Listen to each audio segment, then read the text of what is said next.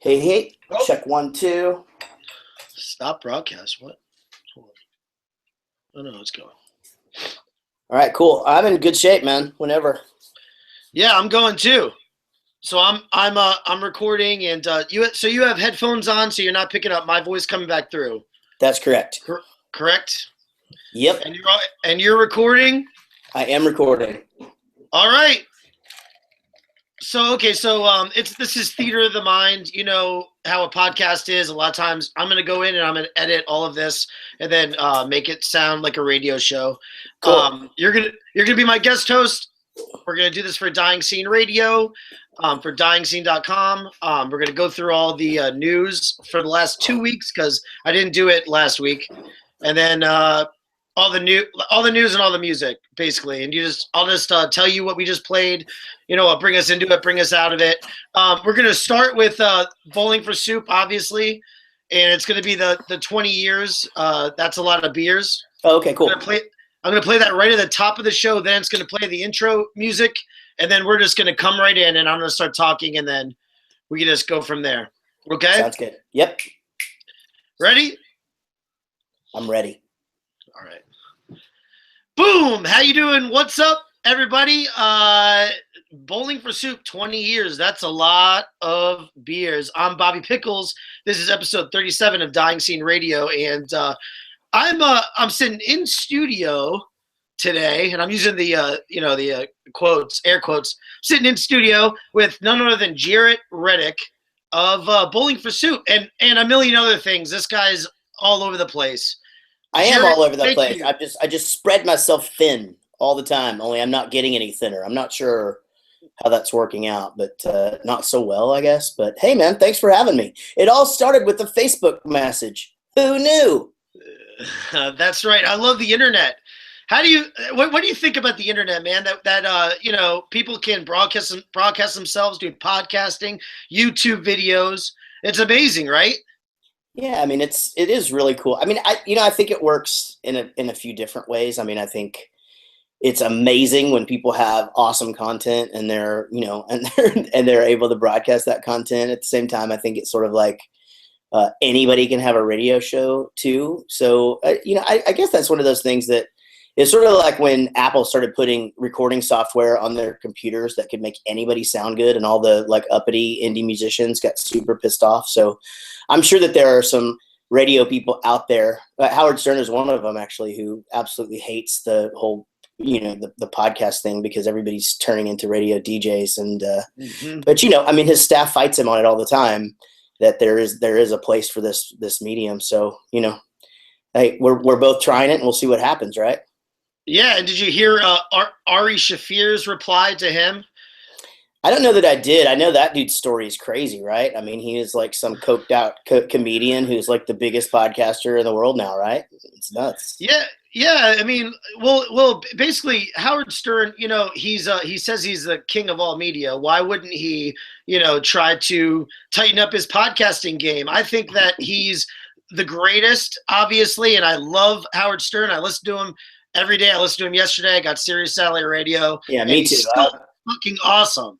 Right? I got Sirius Satellite Radio because of Howard Stern. I mean, and I continue to have it, and I listen to it all the time. And now I listen to it through the app, and which is cool because I absolutely love the Whack Pack, and I absolutely I listen to those segments over and over again. Man, the new Nick the Nerd guy is the best ever.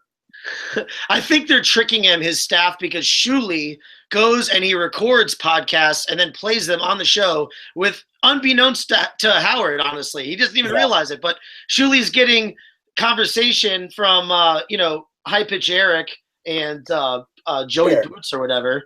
But at the same time, I think Howard's right in that whole thing. Whereas, for there's like 64 people listening to that, and it's sort of like the whole what is it, Periscope thing with Jeff the Drunk. It's like there's 80 people watching the thing, and the guy thinks he's got T-shirts that say cello now. And not to make this all about the Howard Stern thing, but again, I think where I was going with that was just to say that I definitely I'm sort of one of those guys that just that just believes in technology, man. I actually don't think it's a bad thing that kids can make amazing music in their rooms now. And I don't think it's a bad thing that if someone has something they feel like they want to broadcast, then they should. It doesn't mean people have to listen, And so, I mean, I've been doing the podcast thing now for, gosh, I mean, since I didn't even know what a podcast was. I honestly didn't know what I was doing, and still can't say that I really do. But essentially, it's a recorded piece of audio that you put out there, and people listen to it. That's it.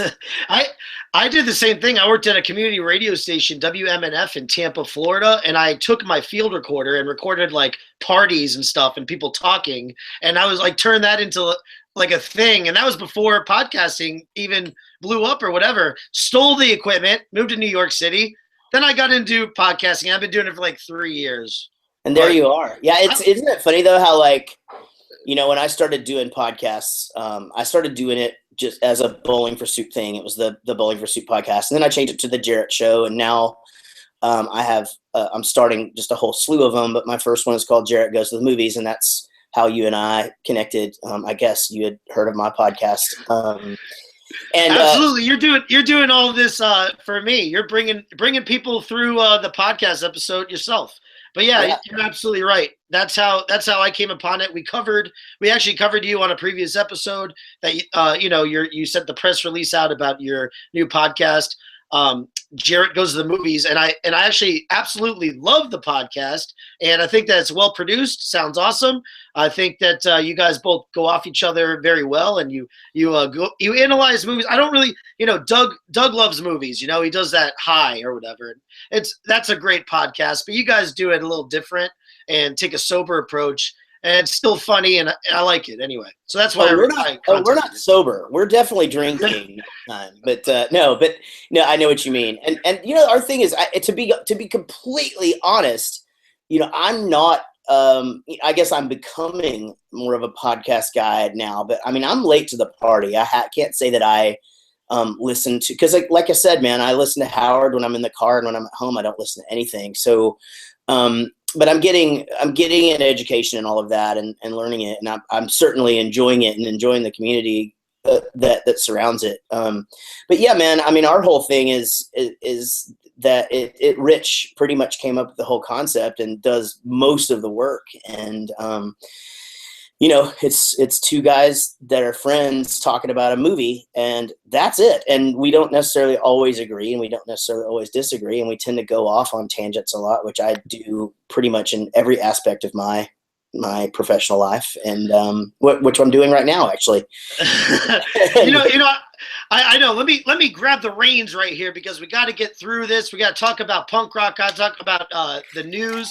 But one thing I did want to mention though about Bowling for Soup that I learned from your podcast, the Bowling for Shit, Steve Martin joke story behind the name. That's pretty cool, man. And it's absolutely legitimate too. I mean that we got the name from the Steve Martin joke, Bowling for Shit, and had to change it because we got a show really early on in starting the band. And to be completely honest, Bowling for Soup wasn't even our first choice in name, nor was it something we were going to stick with. It's just, we started playing shows 4 weeks into starting the band, and we had an album out 3 months later, and it just sort of, that's 21 years ago. So it just all snowballed into, well, I guess we're locked in. I mean, it'd be stupid to change it now. We got a freaking Grammy nomination. It's like, that'd be silly. Yeah, a lot of bands are like that. They might not get pigeonholed into it and get a Grammy, but it's like pigeonholed another way. But yeah, there you go. The important thing is just to get out there and start doing it and making the music, I guess. But Jaret Goes to the Movies. So, do you? What is it all about movies? What do you think about Netflix original series like Narcos or documentary movies? Yeah, I like everything like that. I mean, I'm not sure. We talk about having special Jaret Goes to the Movies where we even do like comedy movies, and we talked about doing even Eddie Murphy Raw and things like that. I mean, right now we're so early in it. We're 7 episodes in. It's just, we're really just starting to kind of find our groove as far as the format and our dynamic together. And, it's funny. You do just develop a rapport with those that you're around all the time. So my thing is bouncing things off guys from Bowling for Soup or Ryan from People on Vacation or Linus, from Jarinus and the guy who helps me produce all my stuff, and my best friend.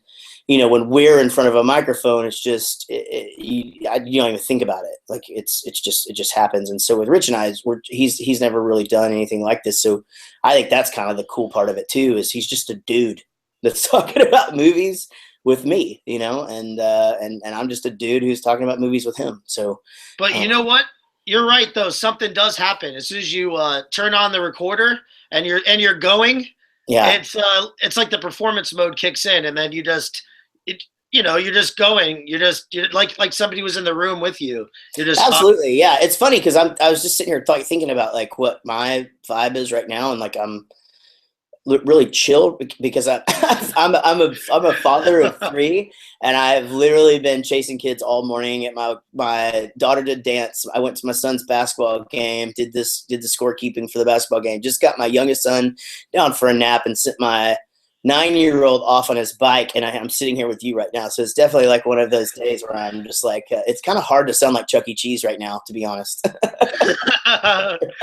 Awesome. Let's get into some news, man. It's horrible news. But Scott Weiland of Stone Temple Pilots and Velvet Revolver has died, and he was 48 years old. And Weiland passed away in his sleep on a tour bus in Bloomington, Minnesota, while touring with his current group, the Wildabouts, according to an official Instagram post. The group was scheduled to perform at the Medina Entertainment Center in Medina, Minnesota, last Thursday night. His tour bus bedroom contained a small amount of cocaine, according to Bloomington, Minnesota police. Authorities also arrested Wildabouts bassist Tommy Black for suspected possession of cocaine. I know STP isn't punk per se, but grunge was an offshoot of that. Plus, for anyone who grew up in the 90s like me, STP was a musical staple. Sad news, but even sadder considering his age. But even sadder news was considering the age of Brandon Carlisle, who died a couple weeks ago. Yeah, man, it's been a fucked up. I mean, to me, those are 2 completely separate things because it's like, I mean, Brandon's a kid, and it's just sort of out there and doing the whole punk rock thing and really, really just, from Teenage Bottle Rocket, we didn't mention that, but Brandon from Teenage Bottle Rocket, he's just the epitome of like the guy who just absolutely loves it, because he loves it. It's just like it's the full on. That band is so punk rock because they literally just live it and smile all the time because they're just so happy to be able to do what they do. And man, that was a real bummer, and a bummer the way that it happened too.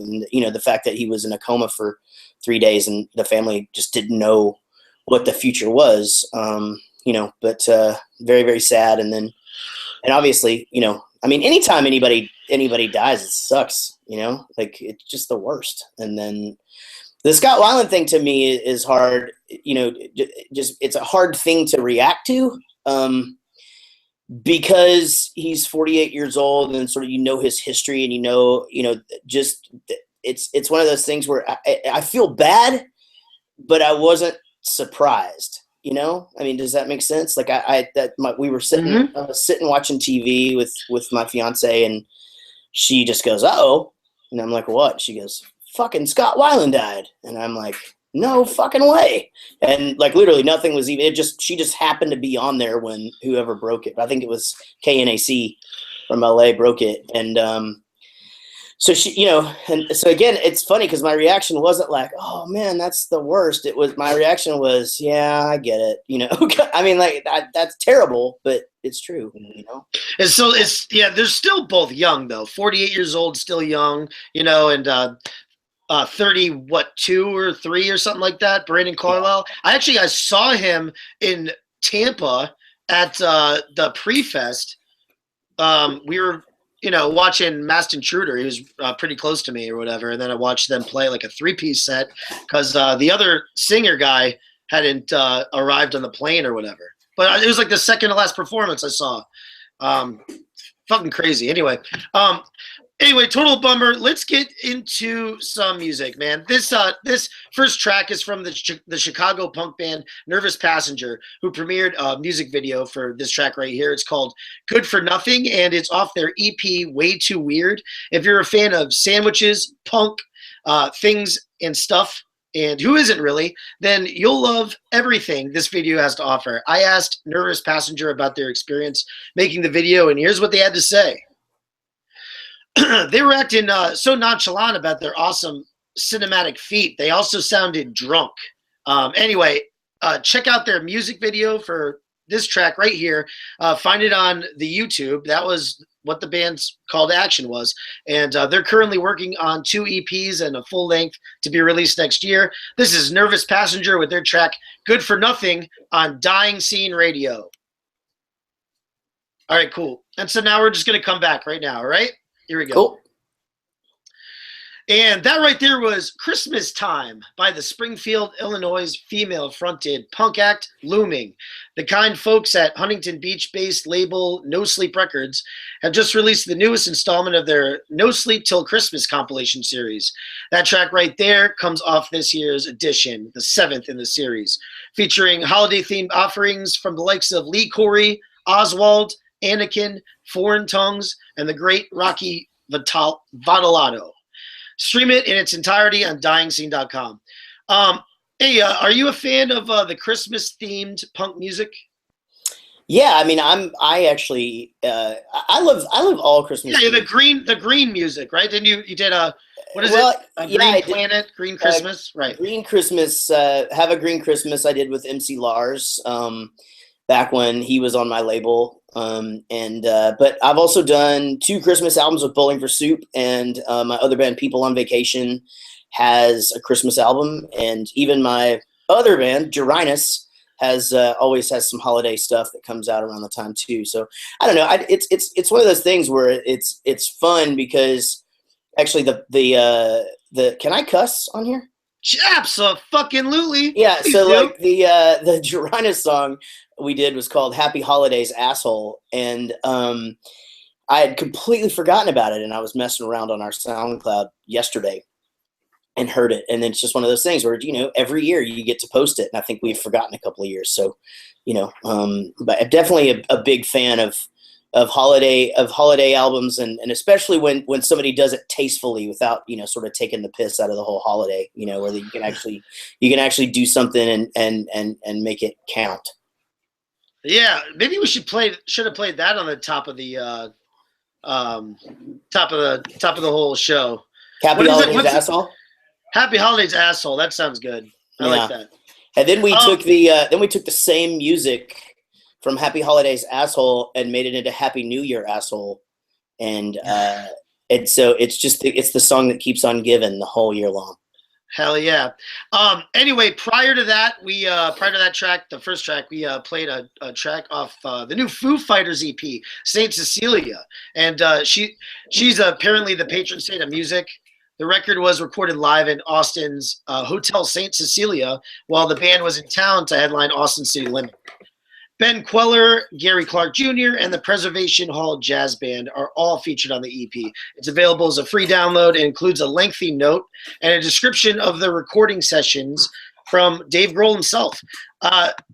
Freaking Ben Queller, man. Everybody loves Ben Queller. I love Ben Queller. I've known that kid since he was like 12 years old. He was in this band called Radish. And it's just that kid is just he's a virtuoso in many aspects of the biz. Well, that's down there in your parts. You're down in there in the Lone Star State, correct? Yeah, I'm in Dallas. I'm 4 hours north of Austin, but everything's 4 hours away down here. So yeah, that's I'm from Austin. You're from Austin? No, I'm not. Okay. No, I'm from Wichita Falls, but we call Denton home, Denton, Texas, and so home of many bands, including ourselves, and Fair to Midland, and if you said the '90s, so the Nixons, Tripping Daisy, Deep Blue Something, and tons of bands that now are out doing amazing, great things, and unfortunately, I'm 43 years old, so I'm a bit out of touch, but I still root for my home city. Did you ever get a chance to share a bill with the Foo Fighters? We played a couple of festivals with them, and I did Warped Tour with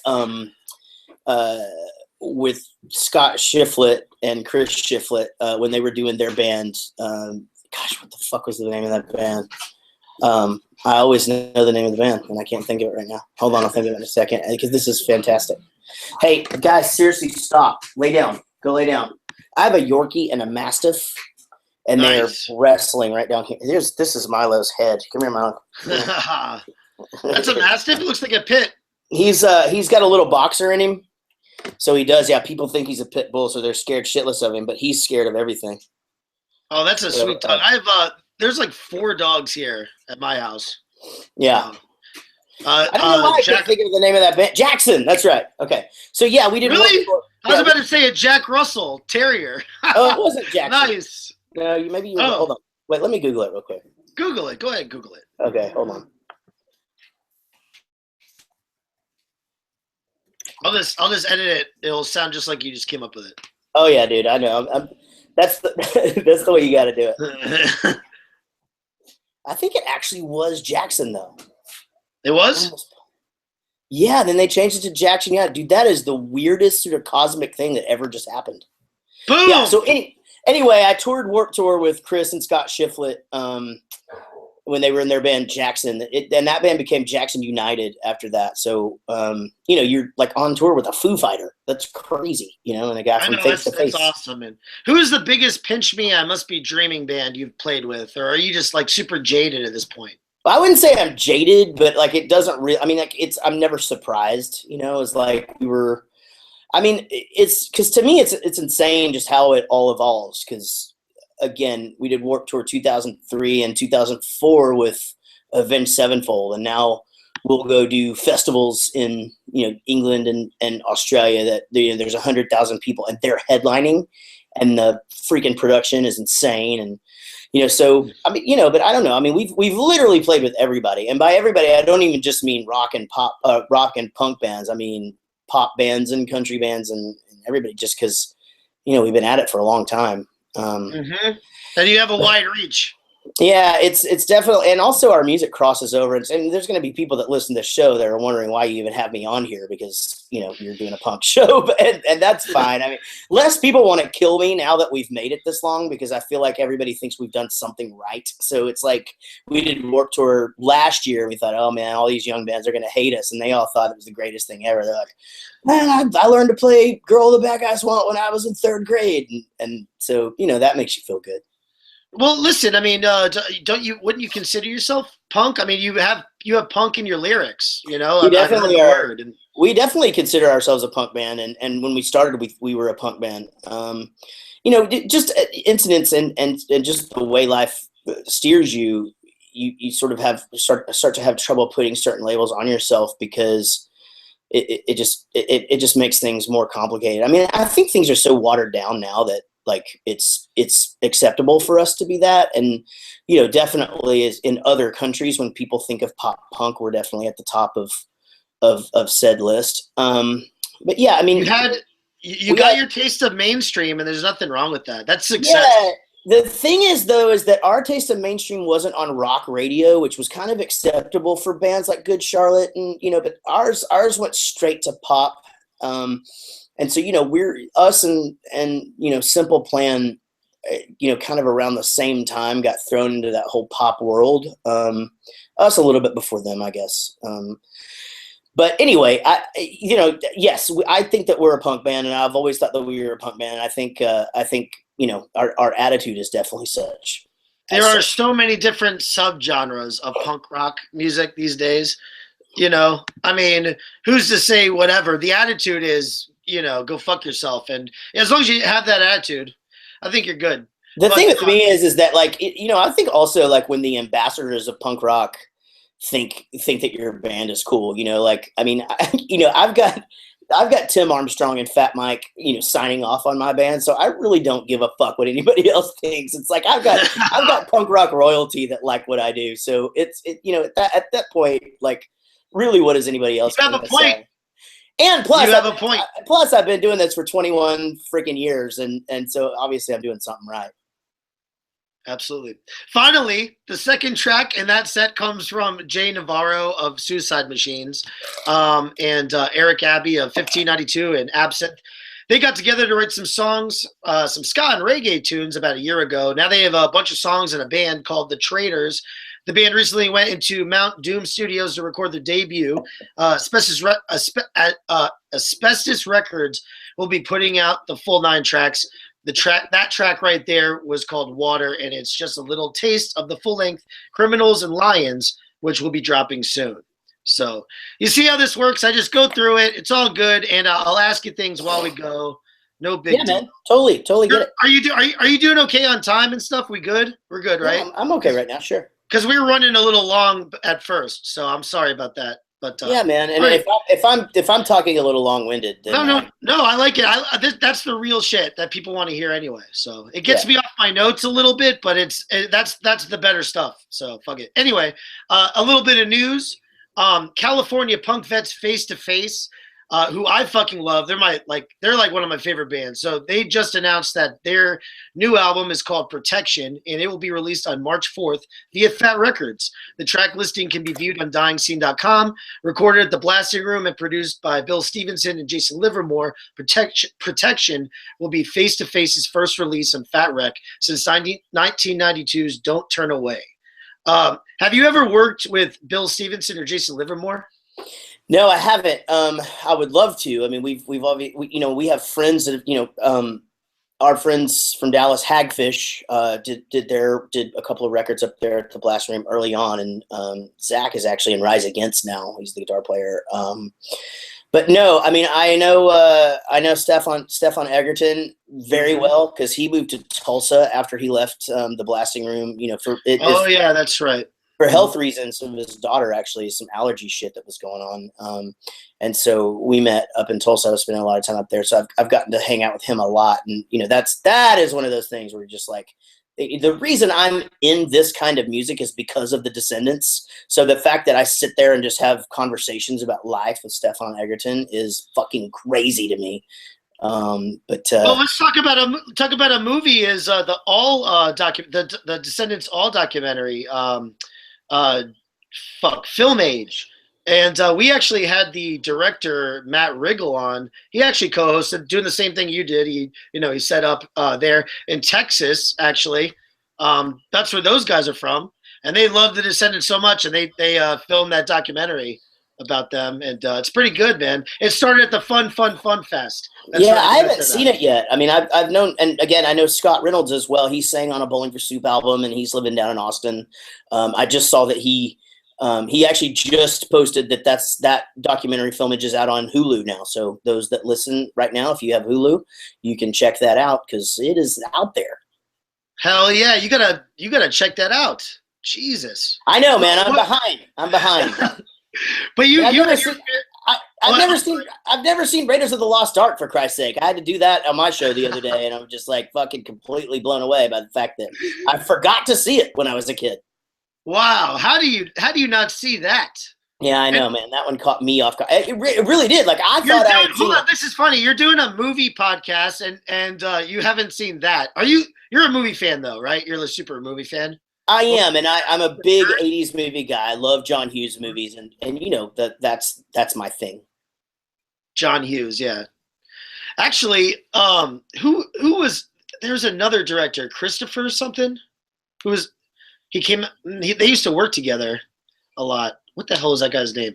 I knew somebody who had an uncle who worked with him, and it was also a director. Shit, now I'm drawing a blank.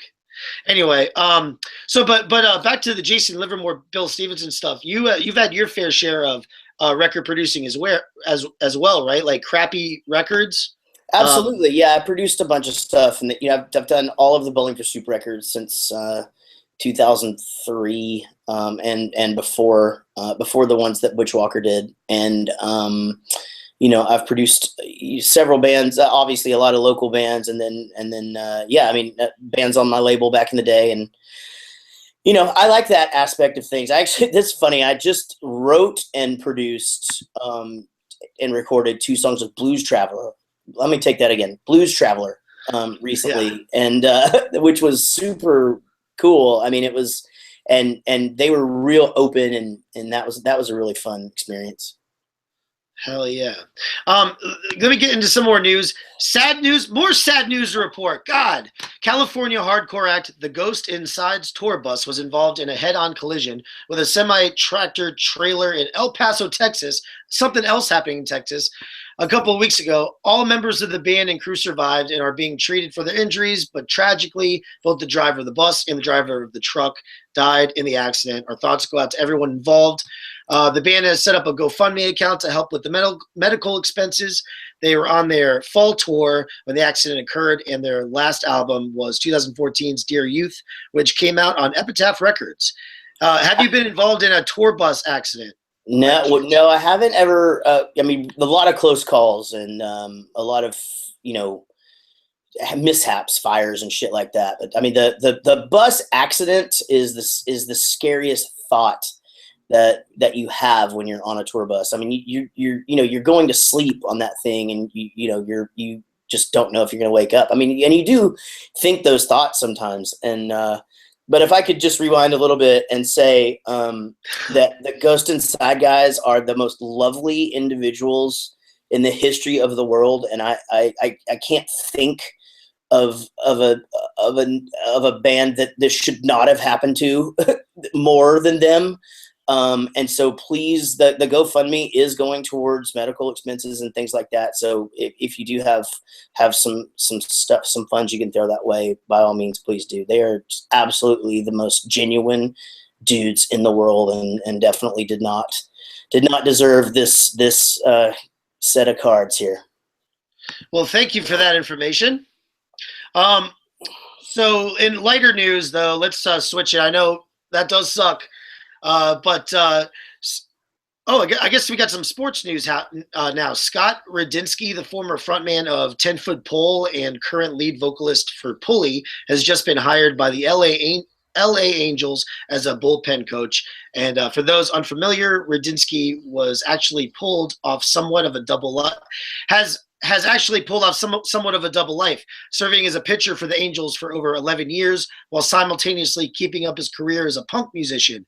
No word yet if this new title will cause him to take time off from his music, but we wish him luck all the same. I think that's pretty awesome. You lead somewhat of a double life with all the stuff you do.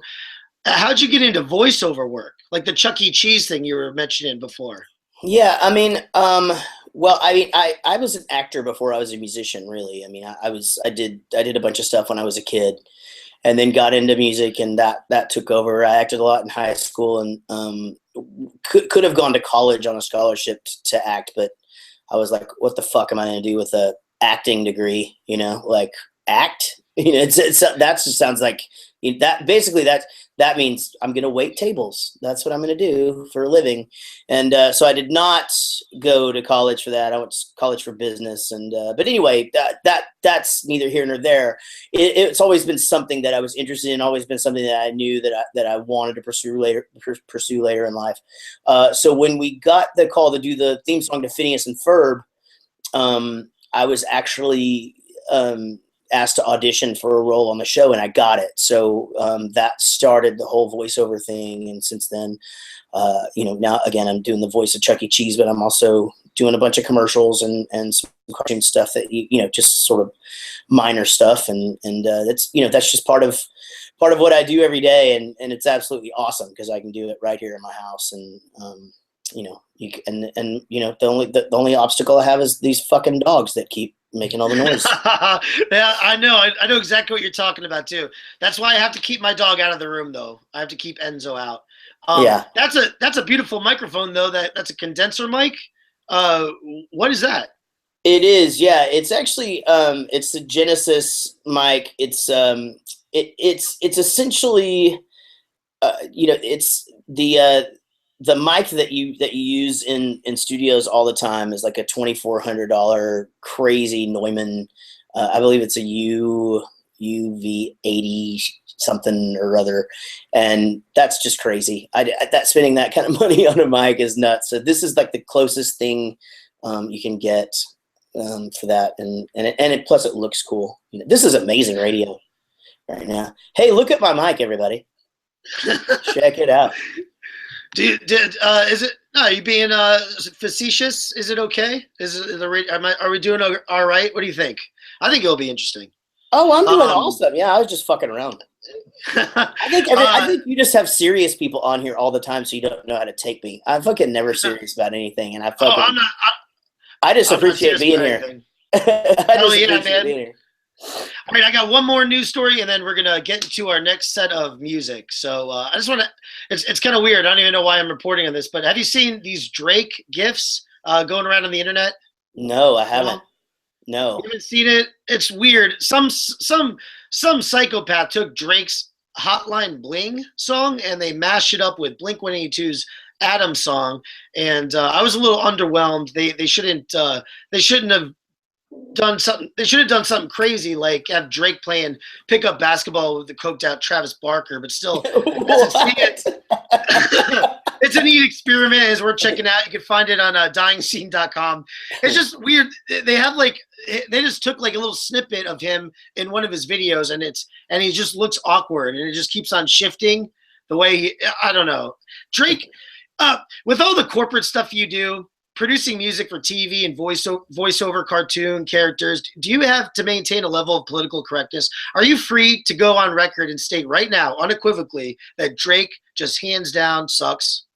Yeah, I can say he sucks. I don't give a shit. No, I can say whatever I want. I mean, I honestly, this is just me being honest. I just said it. I can say he sucks. I just don't really know if he sucks. I don't know. I don't fucking know what he does. Like I'm it's completely off my radar. Like I know he has a song about a cell phone, and I'm not really sure what that is. Well, that's an acceptable answer. Yeah, I mean, I honestly just completely not even in my thought process. I mean, I listen to what I listen to, and I listen to what my 12 and 9-year-old listen to.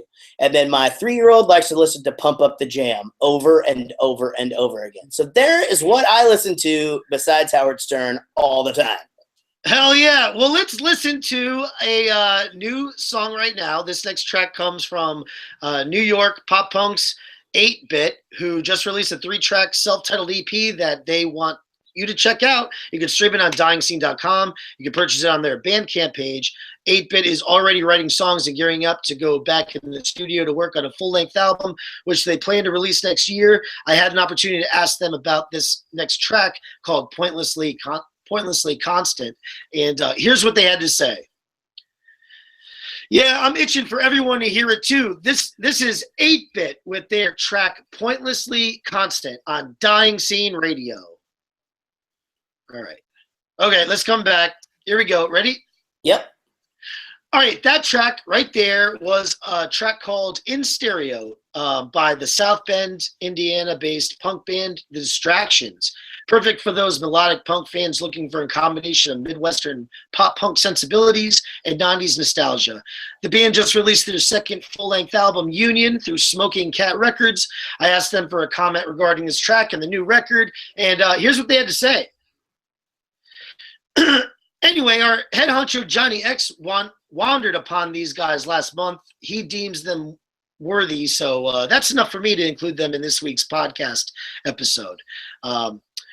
Before that, act of nepotism. Oh, wait, what am I saying? But before that, we played a track called Bandita by Orange County's Lucky Scars, featuring former Ignite guitarist Nick Hill and John Bunch of War Generation. Lead singer Johnny Scars says this of the song: Bandita is based on a true story. A Mexican Filipina assassin was out to kill me. I still sleep with one eye open. I was in love with her and still am. I hope she asks me to marry her someday. I'm a fan of the humorous punk rock, man. Music doesn't always have to be serious, just like we were saying, right? Yeah, like I mean, that's sort of what I've been preaching all along. I mean, this is my thing. I think there's a place for everything. I think there's, I feel like, and especially earlier on in our career, I think we were sort of frowned upon because we did the funny thing and stuck with it. But I think that there's a place for angst-ridden music, and there's a thing for pissed off, and sad, and all that stuff. So I think we've got our own little group of funny bands, and I don't necessarily think that bands that aren't funny are not good, because I like a lot of non-funny bands. But yeah, I have a song called "I'm Gay" and it's basically where I have people take the pledge to be happy, and and the chorus is, "It's perfectly fine to be a happy individual."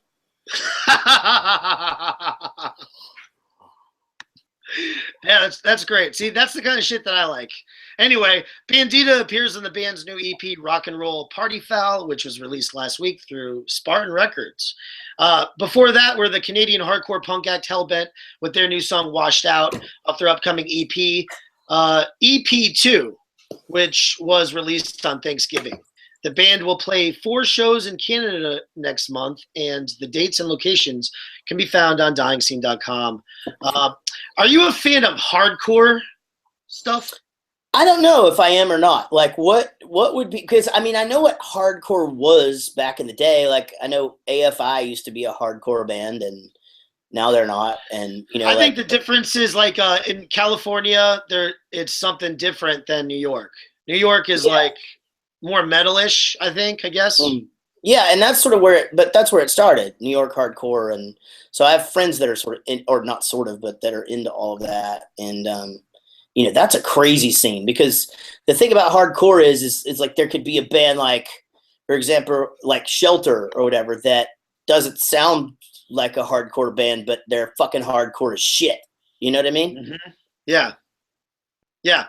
I live in the New York City area, and it is, it's stupid. I mean, I have a friend, Tony, he's been on here plenty of times, and he is really into the New York hardcore. He's friends with Vinny Stigma and Lou DiBella and all these people, and it's funny. It's insane.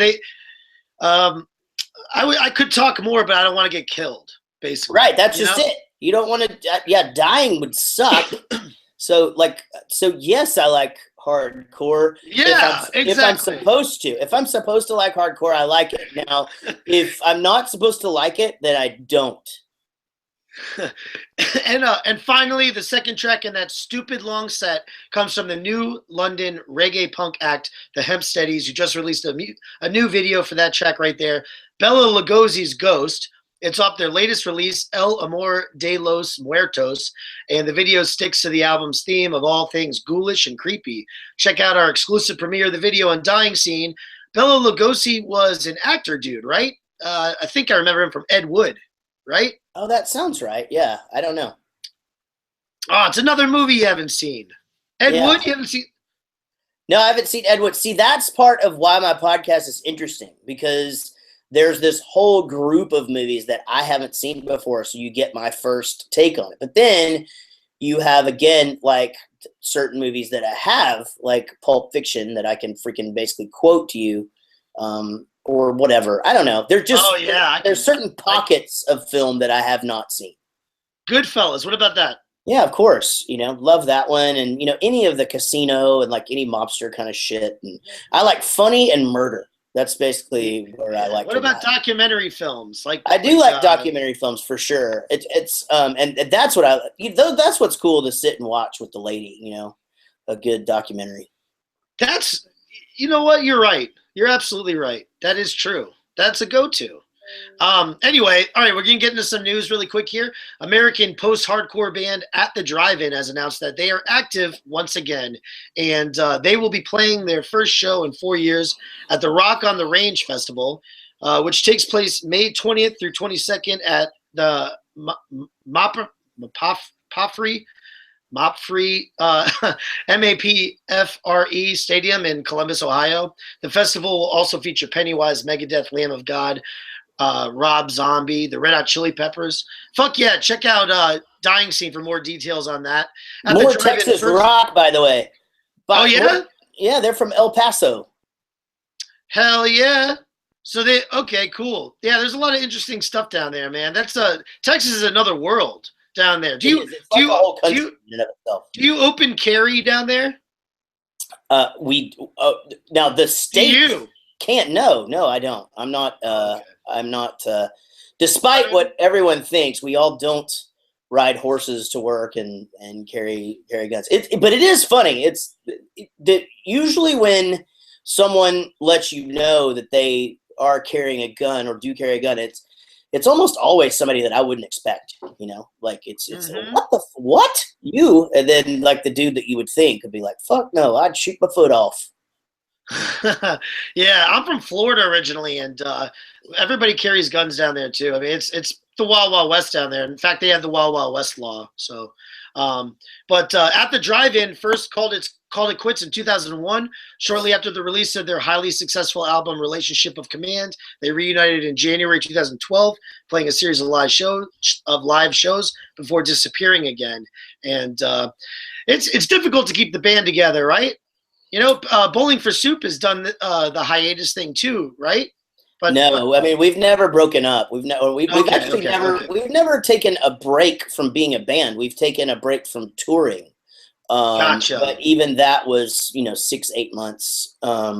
We have never taken the hiatus. I get this question a lot, and I will admit that most bands that we have known over the course of the years that we've been together have a lot of internal conflict. Most of them hate one another, or there's two people that are, it's either the limelight or the credit or whatever, or they just have personalities that don't gel. And Bowling for Soup, fortunately, we don't have that. We all have our role that we play, and we all have our role that we do as far as the business side of things. And we don't even fight. We don't even argue ever. Like there's never.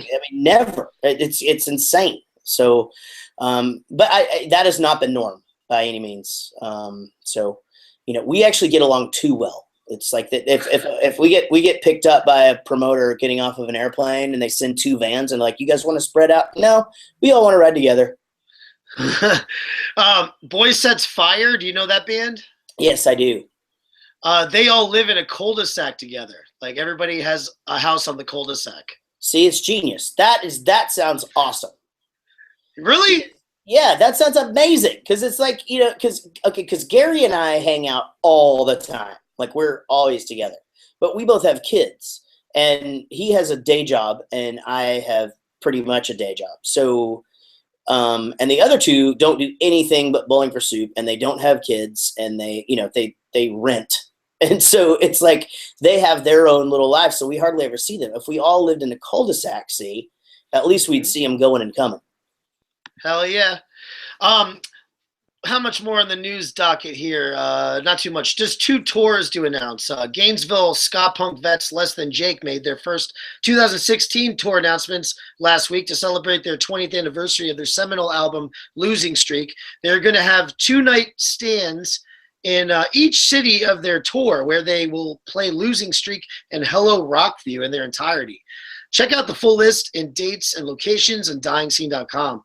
Bunch in Florida, St. Petersburg, my hometown. They're going to be in New York City also, Orlando, Fort Lauderdale, all over Florida because that's where they're from. It's another 3-word band name too. Less Than Jake. Yeah. Or Soup. Very good friends of ours, actually. Yeah, they're we've toured with them a lot, and nice, and definitely one of the most fun bands to be around ever. Do you know the story behind their name? I don't know if I do or not, to be honest. It was one of the band members' dog's name. So they would say, "You're less than Jake."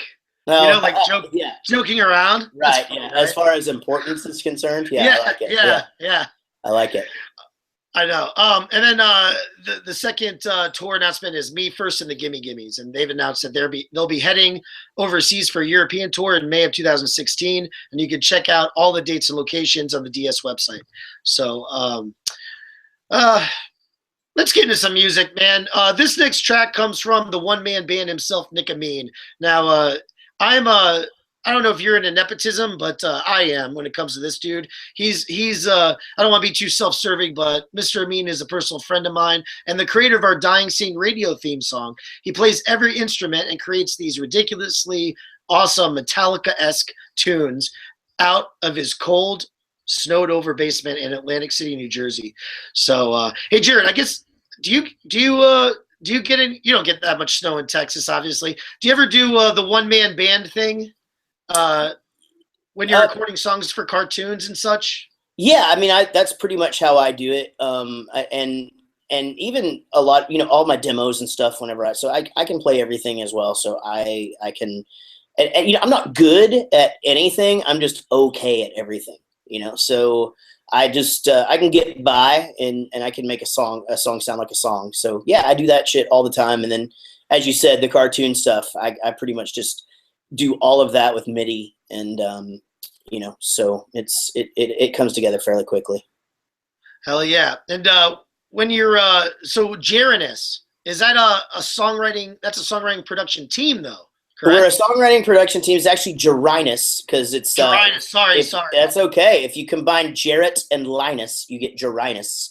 And we're a band. We have an album out called Jarinus Rhymes with Vaginas, and it's a full length album. If you like metal and you like to laugh, it's basically like a heavier Steel Panther, but like not. It's silly, but not like over the top silly. More it's just more straight up just funny. I don't know if that makes sense, but anyway, check it out. Yeah. But we're also a production team and a songwriting team as well. So we've written for everybody in the sort of like upcoming pop scene. We haven't really gotten a lot of tracks, but it's a fun exercise, and we've produced a lot. Do you do any ad work too? No, he does actually. Linus of Hollywood is his name. He does a bunch of shit now for. He's working on a bunch of film and TV stuff musically, and does a bunch of commercials and things like that. And so we're both kind of in that world, just on different ends of the spectrum. Awesome. Anyway, I reached out to Nick Amin, my buddy, who's songs coming up, and I asked him to opine on his favorite movie, because I told him that you were going to be co-hosting, and his favorite movie in the entire world is, as mine, Goodfellas. And here's what he had to say.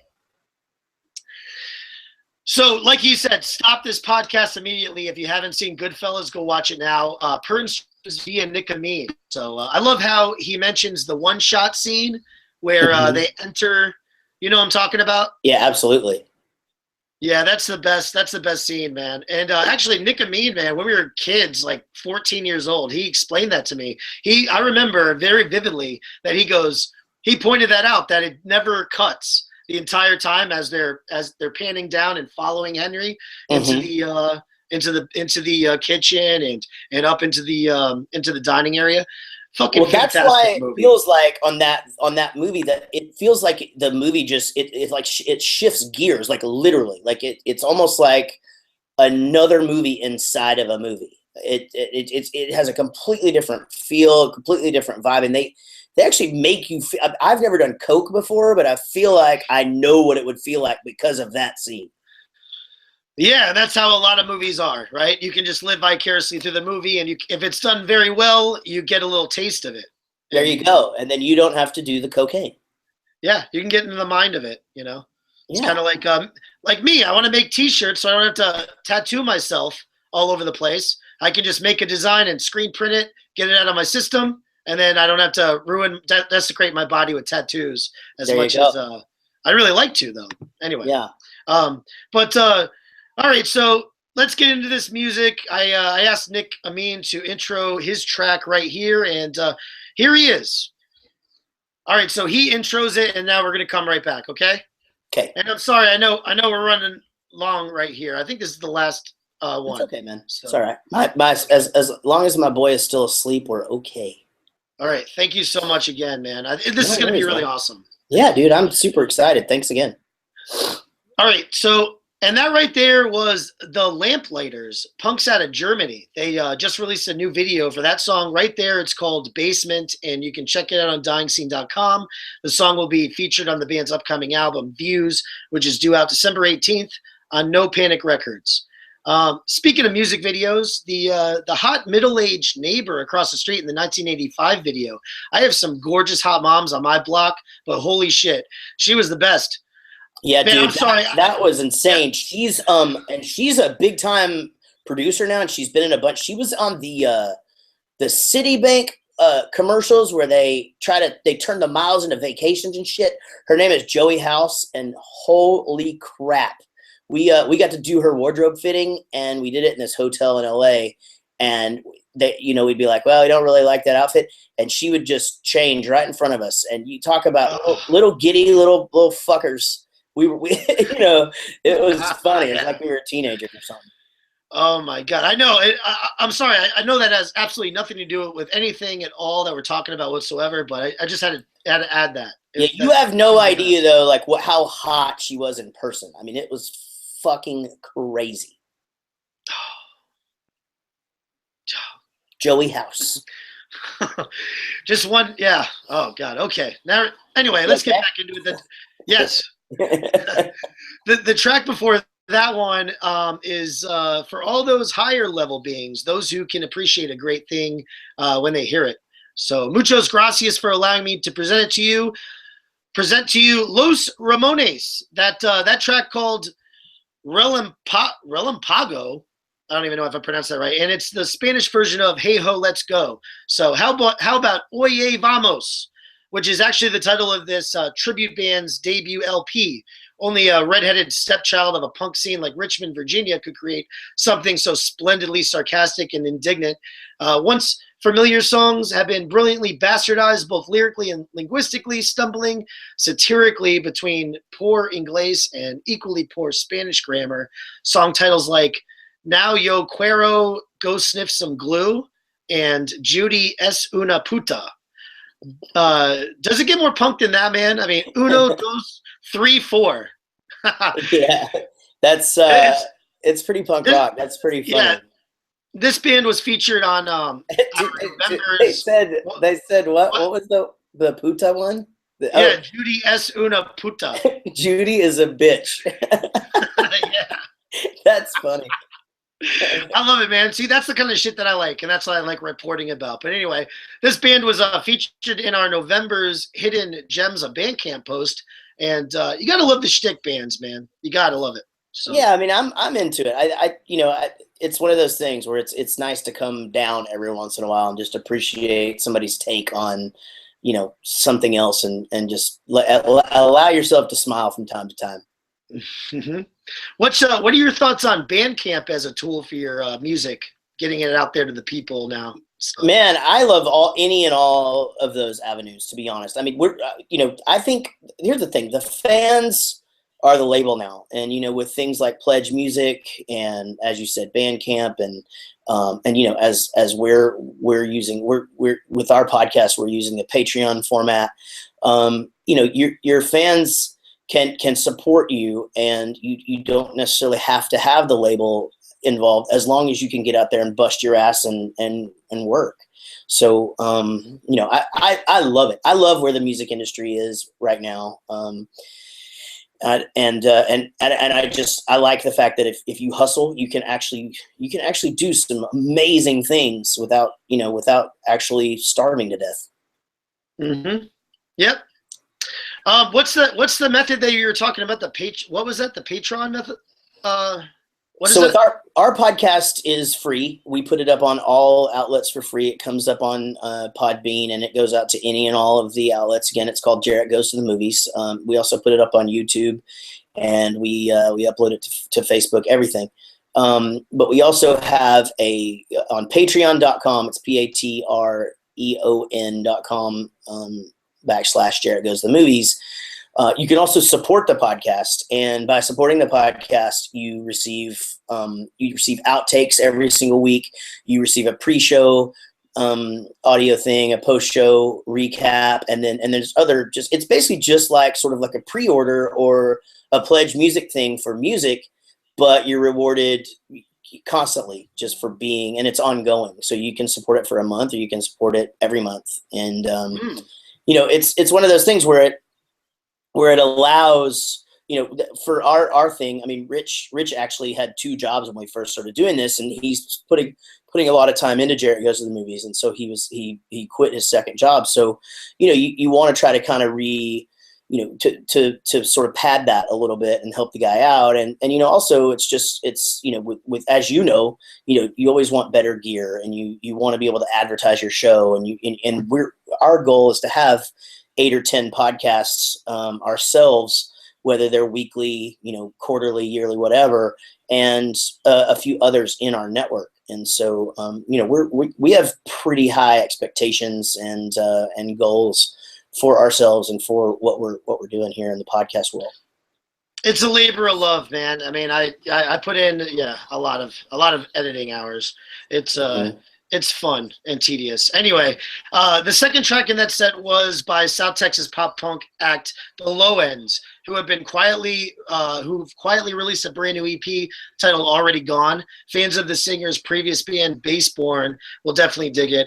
That track right there was called Solace. So South Texas, man. It's yet another band from the Lone Star State, man. I didn't even set it up like this. I really didn't even try to do this, but whatever. Anyway, we got a bunch of them from here, man. It's like it's crazy. They just again, it's a big freaking state. It's I've always loved the music scene here, and so cool. Good to see those guys out there doing it. That's right. Denver ska punk vets Five Iron Frenzy just released a brand new record titled Between Pavement and Stars. The album will be a collection of B-sides and rarities from the band's latest album, Engine of a Million Plots. Between Pavement and Stars is now available on Five Iron Frenzy's web store, iTunes, Amazon, and other digital outlets.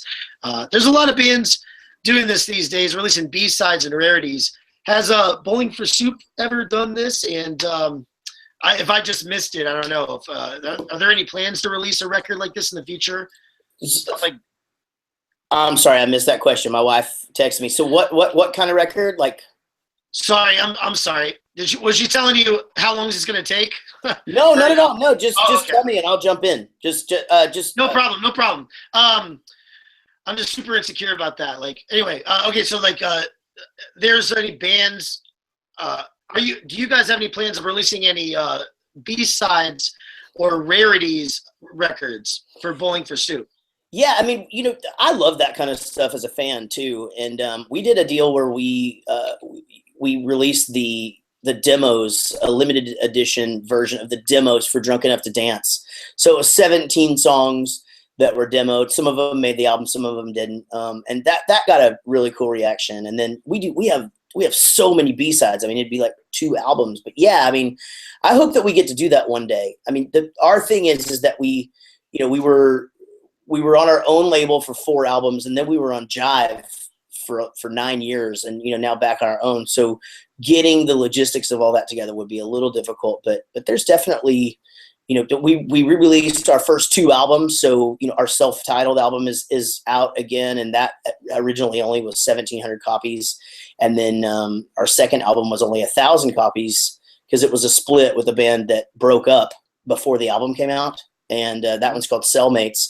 So those are some rarities that are kind of out there already. But we definitely we like to throw the content out there. Yeah, well, you can always re-record, right? Absolutely. I mean, and that's what we did for the album that you just played, the 20 Years That's a Lot of Beers. We have a greatest hits called Songs People Actually Liked Volume 1, and it would be fan favorites and singles from the first 10 years of our career. And we went in and re-recorded them so that there would be just because again, some of those songs were originally recorded 20 years ago onto what we used to call ADAT. And it's just dinosaur equipment, and it does not hold up. Even remastering it, you couldn't make the things sound like one album. So we went in and re-recorded it, and I think a lot of bands get a lot of shit for that. And fortunately for us, it was received really, really well. People dug it, so that's out there floating around now too. Mm-hmm.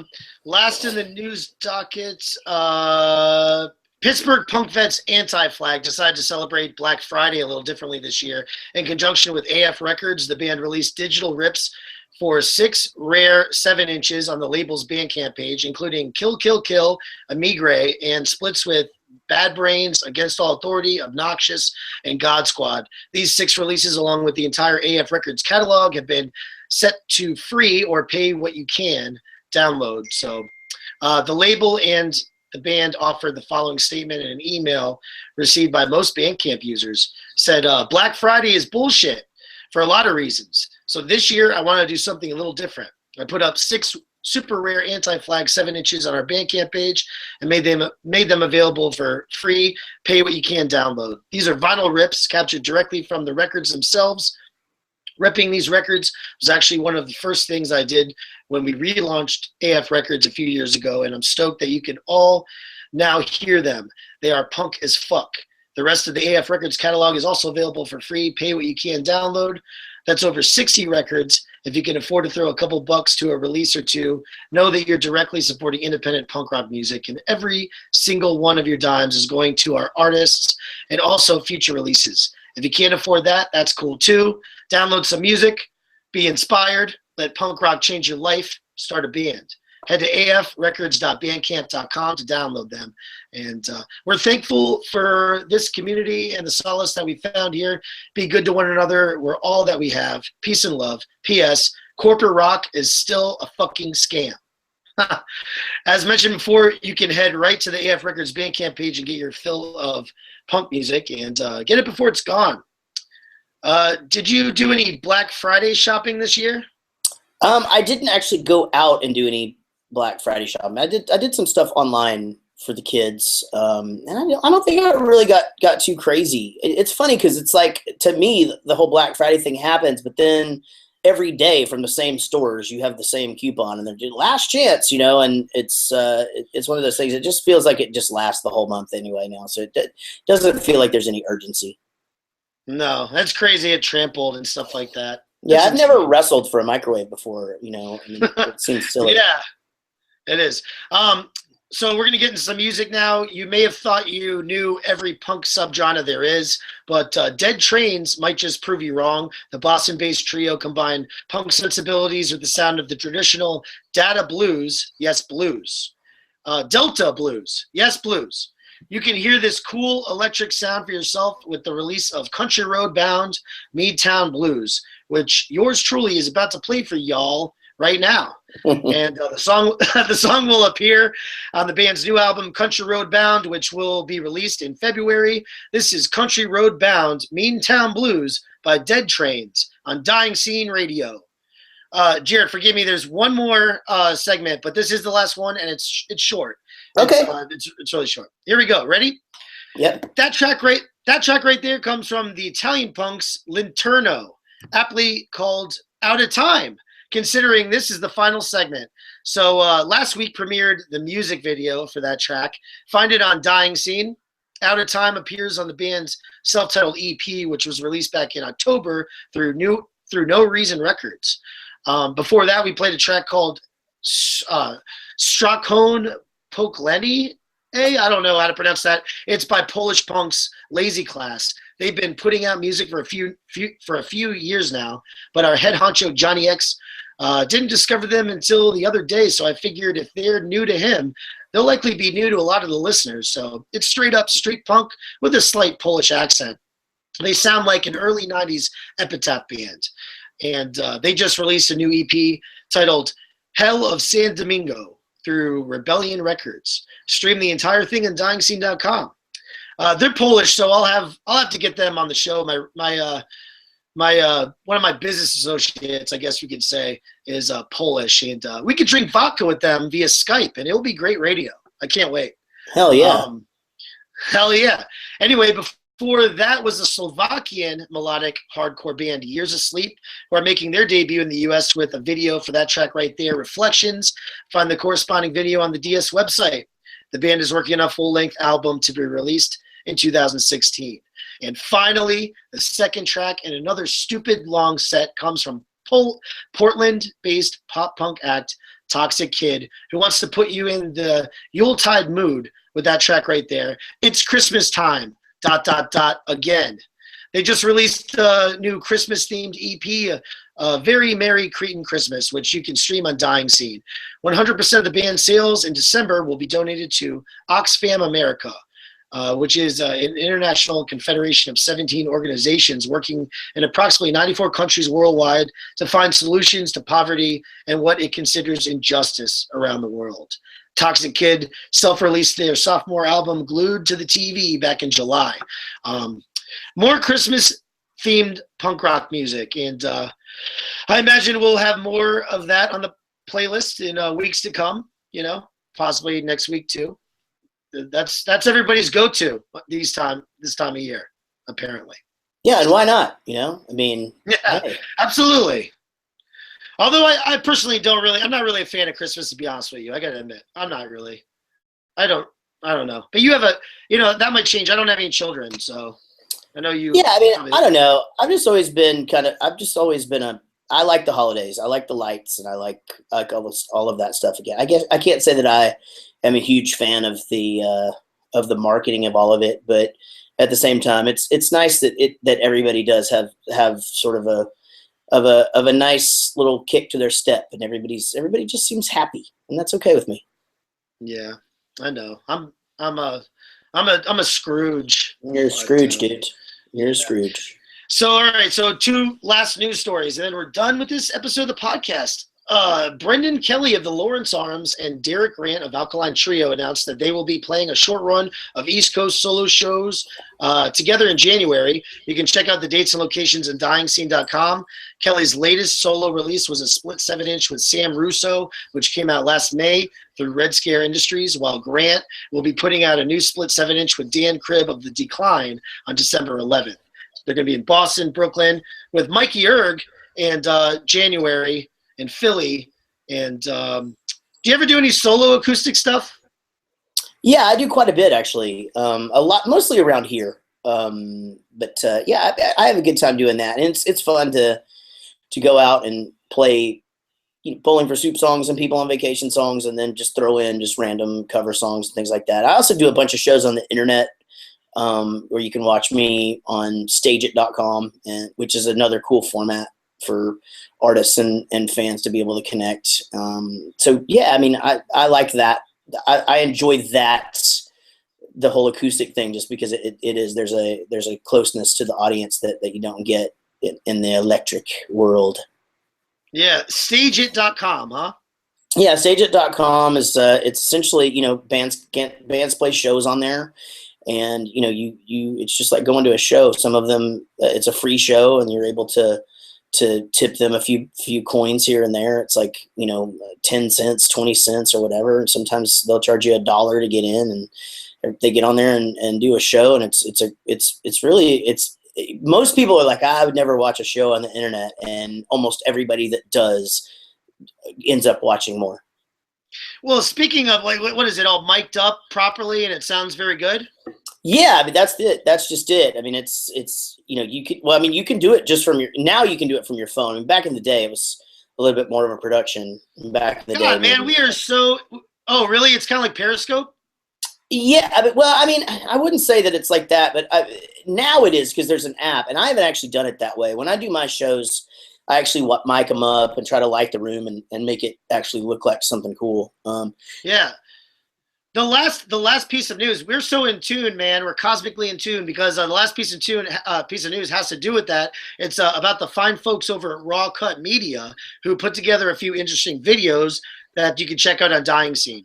And Raw Cut Media, they released Fat Wreck for a 25-year anniversary compilation video, basically, and features footage from the Fat Wreck 25-year tour, and the video also features interview snippets from members of Strung Out, Lagwagon, and the St. Catharines. And then they also did a second and third video highlight of the Santa Cruz punk legends Good Riddance, who played a show in Montreal back in October at the Corona Theater. And the videos capture the band playing Weight of the World and Running on Fumes.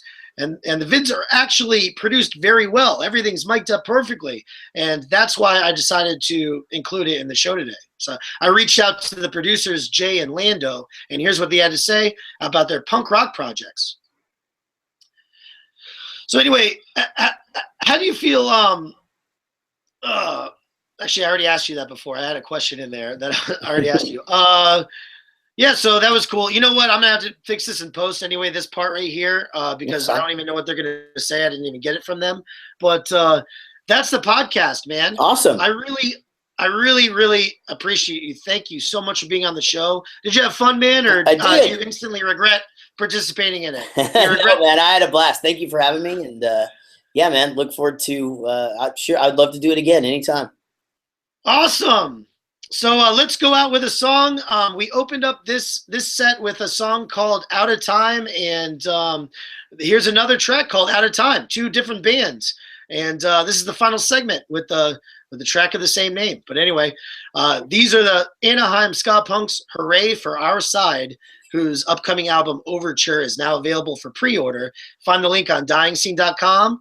Overture will be Hooray's first release since their debut EP back in 2013. This is Hooray for Our Side with Out of Time on Dying Scene Radio. Cool. Can I just get a station ID from you really quick? Absolutely. Do you know what to do? It's called Dying Scene Radio. Cool.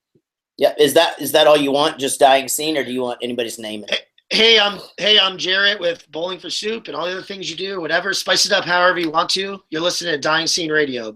Okay, cool. You ready? Oh no, I'm recording it myself, aren't I? Yeah.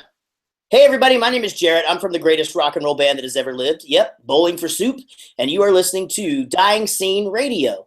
Lucky you! You did it! I love it. Fuck yeah, man. Thank you so much. You're welcome, dude. Take care, man, and good luck to you. Thank you. I'm gonna hit you up on Monday. I'm gonna send you the link for the episode.